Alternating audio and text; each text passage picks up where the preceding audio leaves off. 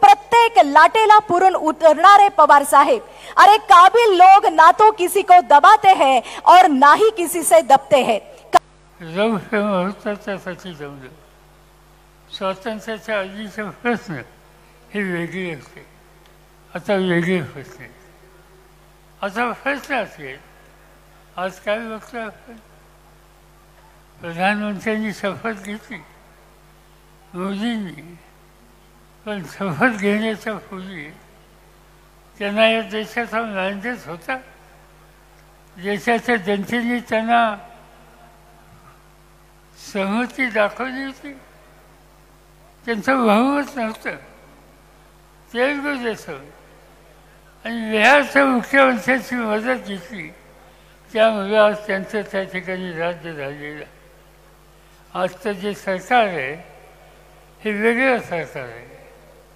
तुम्हाला आठवत असेल, या निवडणुकीच्या काळामध्ये मोदी जाईल त्या ठिकाणी भारताचं सरकार कधी म्हणत नव्हते मोदी सरकार, मोदी गॅरंटी.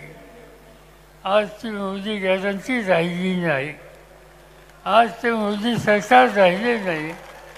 आज तुम्ही लोकांनी तुमच्या लोकशाहीच्या मताच्या अधिकाराच्या जोरावर मोदींना सांगावं लागलं की हे मोदी सरकार नाही, हे इंडिया गव्हर्नमेंट आहे, हे भारत सरकार आहे. आज त्यांनी वेगळी भूमिका घेतली आणि ते केवळ तुम्हा सगळ्यांच्या मदतीला. ठीक आहे, त्यांनी काय केलं, आपण पुढे जायचं आहे. हे जात असताना नवीन एक कर्तृत्वान वेगळी उभी करायची, जनतेचं समर्थन मिळवायचं. आणि महाराष्ट्रापुरतं सांगायचं झालं तर महाराष्ट्रच नव्हे तर महाराष्ट्र, हरियाणा, झारखंड या 3 राज्यामध्ये 3 महिन्यांनी निवडणुका आहेत. त्या निवडणुकीमध्ये आपल्याला कष्ट करायचे आहेत आणि त्या ठिकाणी सरकार आणायचे आणि ते सरकार आणून लोकांना एक प्रकारचा विश्वास द्यायचा आहे. मोदी साहेबांचा प्रचार हा मी काही सांगण्याची आवश्यकता नाही. प्रधानमंत्री पदावर बसलेली व्यक्ती निवडणुकीमध्ये कशा पद्धतीने प्रयत्न करते. प्रधानमंत्री ह्या कुठल्या एका पक्षाचा नसतो, तो देशाचा असतो. अपेक्षा अशी असते की देशाच्या प्रधानमंत्र्यांनी देशाच्या सर्व जाती, धर्म, भाषा या घटकांचा विचार केला पाहिजे. पण हे करायला मोदी विसरले असं मला वाटत नाही. त्यांचे मुद्दाम केले, कारण त्यांची विचारधारा ती होती. काय त्यांनी सांगितलं, अल्पसंख्याक हा देशाचा एक महत्त्वाचा वर्ग आहे.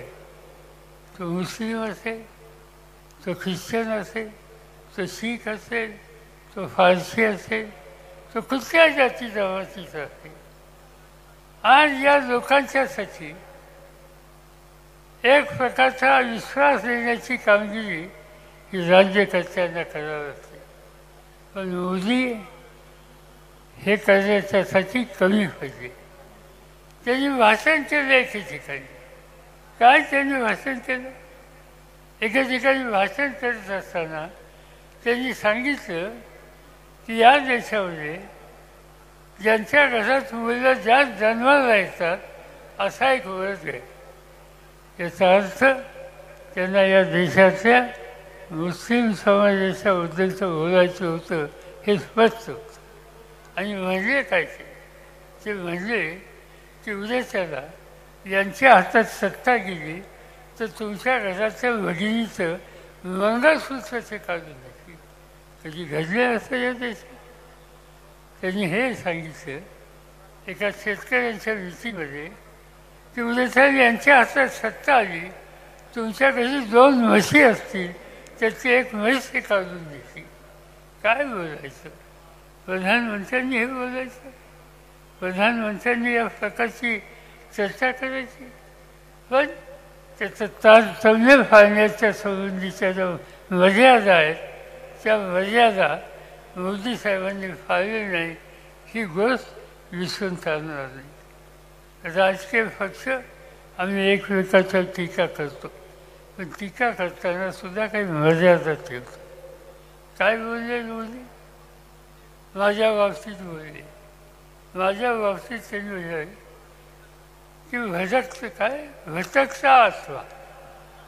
माझ्याबद्दल त्यांनी उल्लेख केला, हा भटकचा आत्मा आहे. एका दृष्टीने बरं झालं. त्यांच्या म्हणण्याप्रमाणे आत्मा हा कायम राहतो. हा कायम राहणारा आत्मा तुम्हाला शोधणार नाही, कारण तो कायम त्या ठिकाणी राहणार आहे. त्यांनी उल्लेख केला शिवसेनेच्या संदर्भात. बाळासाहेब ठाकरेंनी शिवसेनेची निर्मिती केली, त्यांनी राज्य केलं. मराठी माणसाचा आत्मविश्वास वाढला आणि त्याचा उल्लेख करत असताना ही नकली बापाची संघटना हे बोलणं काही शोभतं? एखाद्या संस्थेला, एखाद्या व्यक्तीला, व्यक्ती समूहाला त्यांची पार्श्वभूमी नकली आहे हे प्रधानमंत्र्यांनी बोलायचं? याचा अर्थ हा आहे की त्यांना तारतम्य राहिलेलं नाही. सत्ता हातात येते, त्या सत्तेचं संरक्षण करणं, त्यावर सत्ता जर मिळायची शक्यता नसली तो माणूस बेफाम आणि अस्वस्थ कसा होतो त्या प्रकारची स्थिती त्यांनी या ठिकाणी झाली. ठीक आहे, त्यांच्याकडून झालं, आपण ते विसरूया. आपण नव्या विचारानं जाऊया. आपण हा देश कसा प्रगतीच्या रस्त्यावर न्यायचा त्याचा विचार आपण करूया. सुदैवानं या देशातले लोक मोदी सरकारची प्रश्न जे काढले त्या प्रश्नाला फारसं लोक महत्त्व देत नाही. निवडणूक अर्थात होईल, निवडणुकीची प्रक्रिया सुरू झाली त्या लोकांची चर्चा अशी होती की राम मंदिराचा प्रश्न हा महत्त्वाचा होईल. आज काय दिसतंय? मंदिर बांधलं, आनंद. उद्या मी अयोध्याला गेलो तर मंदिरात जाईन, त्या ठिकाणी रामाचा सन्मान ठेवीन, पण राजकारणासाठी मी कधी वापर करणार नाही. आणि ते चुकीचं काम राजकारणासाठी मोदींनी केलं त्याची नोंद अयोध्येच्या जनतेने केली. राम मंदिराचं स्मरण करून त्या ठिकाणी मोदींचा उमेदवार जो होता त्याचा 100% पराभव अयोध्येच्या जनतेने केला. ह्या इतिहास आपल्या सगळ्यांच्या समोर आहे आणि त्यामुळं आता त्याचा फारसा विचार करायचा नाही. तुम्ही चांगले लोक निवडून दिले. इथं 8 जणांचा परिचय तुम्हाला करून दिला. यातील प्रत्येक व्यक्ती ही लोकांच्या सुखदुःखाशी समरस होणार आहे. मी तुम्हाला खात्री देतो, या पक्षाचा नेता म्हणून हे आमचे सगळे खासदार दिल्लीमध्ये जातील, तुमच्या प्रश्नाच्यासाठी सतत जागरूक राहतील. तुमच्या जिल्ह्याचे, तुमच्या मतदारसंघाचे, तुमच्या राज्याचे जे जे काही महत्त्वाचे प्रश्न असतील ते प्रभावीपणानं आज त्या ठिकाणी मांडले जातील.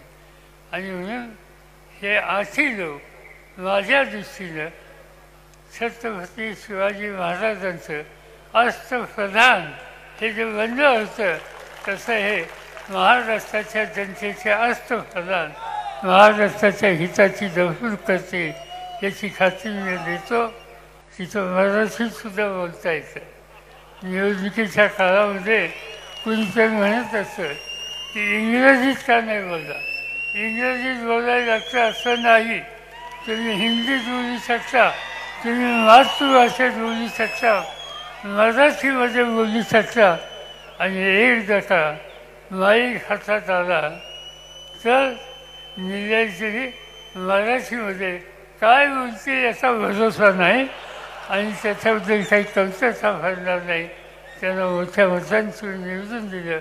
भगवे गुरूंच्या सारखा आदिवासी समाजाचा एक शिक्षक अत्यंत साधा आज जनतेनं मोठ्या मताने निवडून दिला.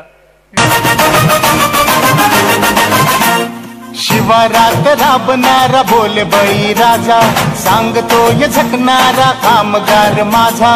माय बहिणीची आली काळजाची हाक, राष्ट्रवादी होती आहे आमच्या मनात. साहेब सोबतीला महाराष्ट्र आहे अख्खा, उजळेल राष्ट्रवादी केलाय राजा पक्का. साहेब सोबतीला